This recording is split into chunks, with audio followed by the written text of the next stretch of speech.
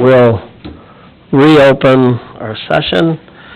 We had closed the session to talk negotiations on city's acquisition of electric service territory.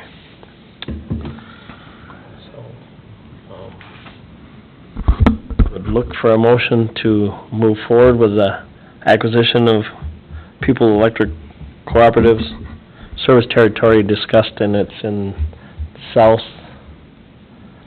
Fork in the Windsor Court area. South Fork and Windsor Court area. Make a motion to approve. Do we have a motion? Do we have a second? I'll second. Motion second. All in favor? Aye. Aye. Opposed? Okay. Thank you, everybody, for that.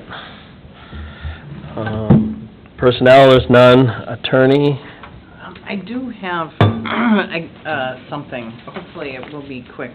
But I got a call from an attorney from Frederickson and Byron, who is working along with a national environmental litigator on some of the PFAS litigation. So there is a lawsuit that Casson is a part of because it hasn't opted out of this lawsuit already. It is where the city could be entitled to some funds if they're found to have PFAS in their water supply. So the reason why, I apologize, I did not have a chance to talk to Tim about this. There is a deadline coming up, January 1st of 2026. It's the deadline to submit your claim to be reimbursed for testing your water to find out your water sources, to find out whether or not there is any PFAS level. And I understand that testing is, it would be paid for by the attorney's office, but then they would submit a claim, and part of the settlement is that those costs get reimbursed. So essentially, it's Frederickson and Byron law firm looking to have the city represent, or to represent the city in filing this claim and getting any funds that the city might be entitled to as a result of the PFAS litigation.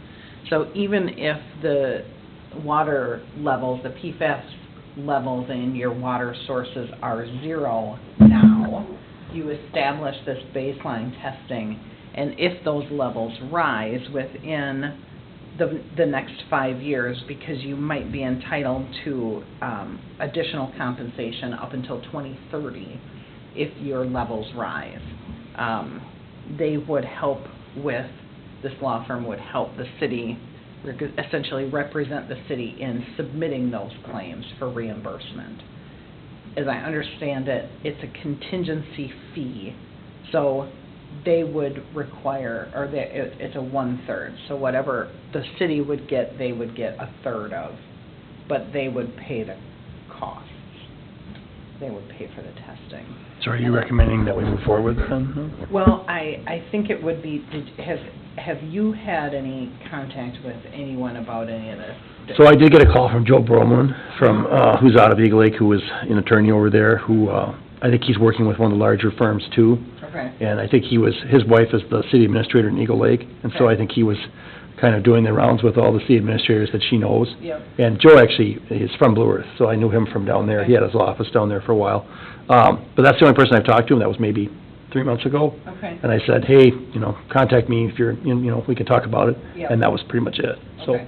I know it's an issue, and I know like the southeast metro cities, like Cottage Grove and folks up there where 3M had a ton of PFAS in the water have had a lot of issues. So, if we have them tested and they pay the fees, and then 5 years down the road and we're still low, it didn't cost us nothing. Correct. So, to me, that's almost like an insurance. Because if we have no issues, they already paid to test it. We didn't have to pay nothing. You don't have a baseline either. Right. That's a big deal. And then, so I think we'd benefit from this, because there's no upfront cost. Yeah, we could lose a third of what we get, but we could lose nothing if we have no issues. So we gain, you know. The only thing I would, if there's another attorney's office who would do it at a, more Lower cost. favorable, at Yeah. a lower contingency, that would be worth exploring, but I don't see a downside to it, to the city. One of the other, things that they mentioned was that unlike the recovery that cities have gotten in the opioid claims, you can use this money that you get for anything. There's no limitations on it as far as how you could use it. And I just couldn't think of a downside. I did reach out because I initially thought, oh, well, what if you don't get, can your claim be denied to be reimbursed for the cost of the testing? And the attorney's office said, well, certainly it's possible, but then it would be on us because we would eat that cost. So that was the only But- potential downside that I could think of in the 4 or 5 days that, But they need an answer by, The first? January 1st, so that would be, the city would have to hire them. And they'd have time to get things, to get it done, get the testing done. They'd indicated that they would be able to get it done, but it's the holidays, and so the longer you wait, the harder it gets. Sure. sure. I mean, I don't really like I don't like last minute. extra lawsuits, nothing against attorneys, but I do think if it would be something that would be beneficial potentially for protecting our residents, it would be Mhm. valuable. So, and we are And we it- are a member of that lawsuit because we didn't opt out. And it's at no cost to us, Yeah. upfront, I mean, but, I couldn't think of a downside to it, but giving away, the 1/3, to have someone who's working, with the nation, it's called a multi-district litigation, MDL, when you're dealing with different federal districts.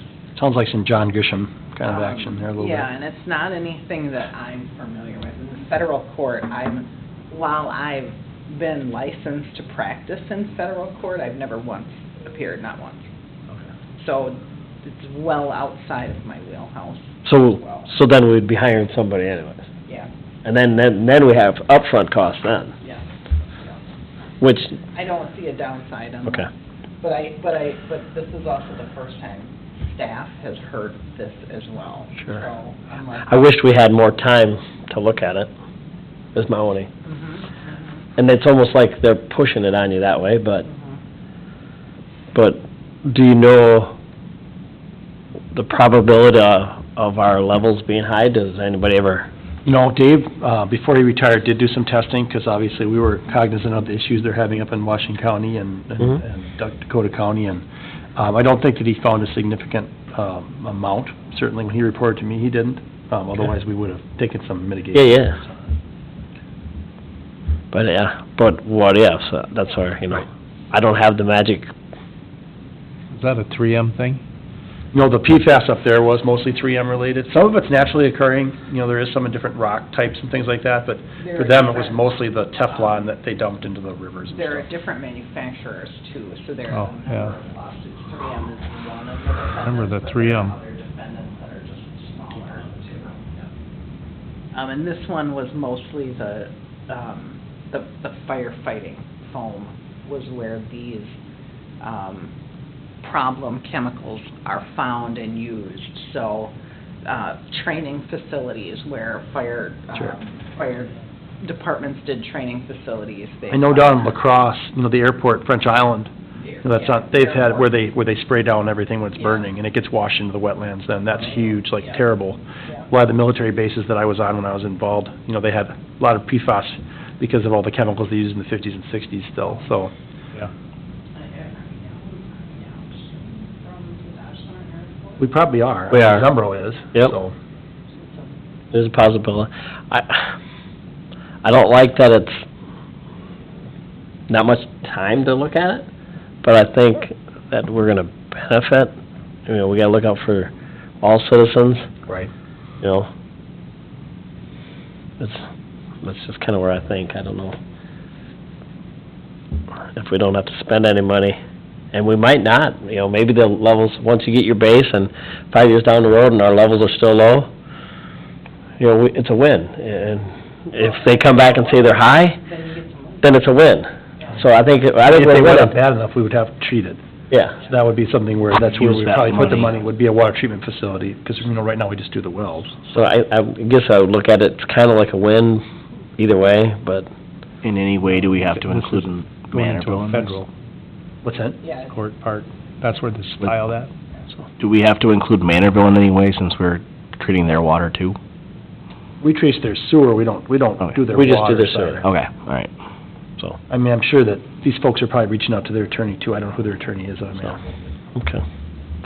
Is there any more questions? I'm assuming we're gonna be looking for a motion, probably. yeah, perhaps to just give, to give city staff the ability to hire them, if unless you find something that makes you, that causes you any concerns. Yeah, I mean, I guess if you have information you could share with me, but yeah, I mean, if, I guess that's what we're looking for is direct staff to pursue some sort of potential claim, utilizing some sort of firm, whether it's this firm or another one that's more advantageous to us. Sure. Yeah. Okay.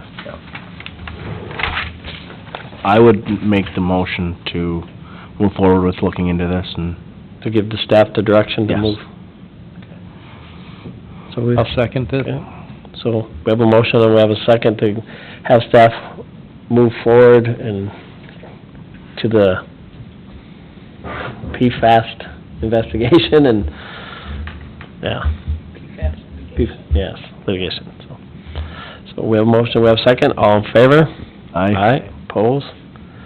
Then if staff can come back with some more information, maybe Certainly will. And then- by January. Yep. If I get anything earlier, you know, I'll talk with Melanie about it, and we can forward it out to you in the meantime, so. Perfect. Correspondence, is there any questions or concerns in there? Not. Roundtable, for Sheldon, that's just something we've add, like every month, usually the second meeting we discuss stuff, concerns, but no action is taken. It's just things that we can bring up, things we've heard, things we wanna look into, and then we can add them to agenda down the road. Oh. So, we just like to have it, sometimes we have nothing, sometimes we have good. It's a nice little icebreaker to bring things up that you ain't sure who you should ask. Right. We try to, that's something Tim had brought, and we kinda enjoy it. There's some things that would come up that we didn't realize. You know, I didn't really go through my report. Oh, sorry. So maybe I'll go through that just a little bit. It doesn't matter too much, because we've talked about a lot of the things there. Service territory, the budget. I did want to highlight, I forwarded out to you all today, there's that training coming up for the League of Minnesota Cities. I know Ryan said you wouldn't be able to make it, but I know, you know, Sheldon, for example, if you wanted to go, you know, the council has a budget for that, for trainings, and I know it's been a few years. So if you wanted to, you certainly could, you know, I think last year we actually had 4 out of 5 that went, so it was a pretty well attended, and I think there is some value out of it. There's 2 dates, February 6th and 7th in Plymouth, and 20th and 21st in Alexandria. That's right. Yeah, I'll get those Yeah. dates. I wanted to highlight the Minnesota budget. They had their forecast come out last week. Some positives in the short term. They are carrying a surplus in the 25-26 budget. They're carrying about $5 billion shortfall in the 27-28. So I'm hopeful that they take that surplus and push it forward into the next biennium, because that'll reduce the number of, I mean, it makes sense to take that money and push it forward. The Solar for Public Buildings grants, I wanted to highlight that. So I think I forwarded it out to everybody also, and you have it in your packet. We did receive about $1.3 million in grants from the state of Minnesota. So there are 14 sites that will be putting solar on. And the nice thing about that is it's behind the meter, so it acts kind of like a residential solar account, so we don't have to worry about the interconnection agreement with Xcel there. And that's going to help reduce our peaks in all of our solar in our buildings, so it should reduce our costs. 70% of that's being paid for by the state of Minnesota, and 30% of it's being paid for by the federal government. So there may be some small engineering costs that we have to pay that come out of pocket out of the electric department, but otherwise, I mean, amazing, you know. We can talk about whether the program itself is always the most beneficial, because, It may not be the most efficient way to spend, the state's money, but I feel like our taxpayers deserve us to go out and get those grants, so we're really glad we got those. And we were awarded every one we applied for. That's right, yeah, so we, as a staff, we felt really good about that.